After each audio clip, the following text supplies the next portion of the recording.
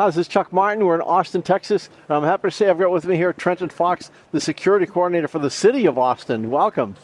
Thank you. Pleasure. You're also a member of VisionAIres. I am. So tell me about that. It is a wonderful experience to be able to come in and talk with such a eclectic mindset with such as the VisionAIres group. I got a chance to meet them the last time this conference came around, and just experiencing a little bit of what they do and how they interact with all these different entities was kind of a magical experience for me, and I just wanted to be a part of that. Yeah, and VisionAIres does a virtual roundtable the last Thursday of every month. They do.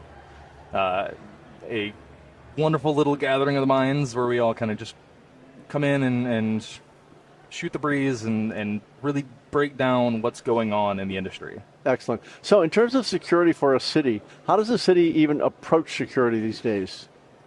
Wide scale and generally future-proofing.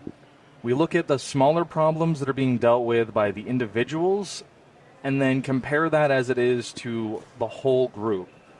So taking in mind various agencies' requirements for safety and security on certain levels, and then finding a base to bring that all back into.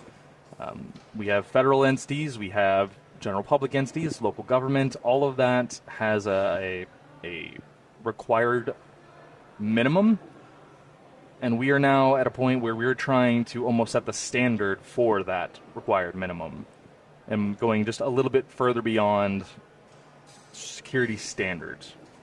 So does it come down to educating people?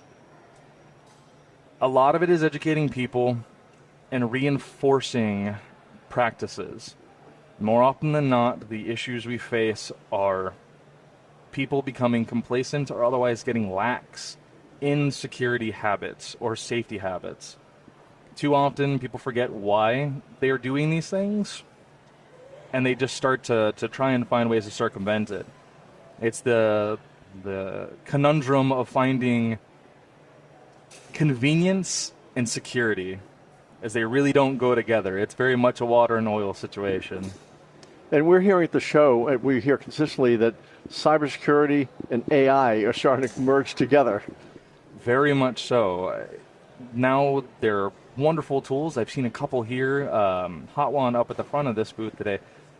Fantastic products utilizing AI to take publicly available cybersecurity tools and use them for penetration testing, software development, and now the fact that it's so readily available that everybody can use it, it's a little worrisome at times, but at the same time, it's also fascinating to see where it's taking things.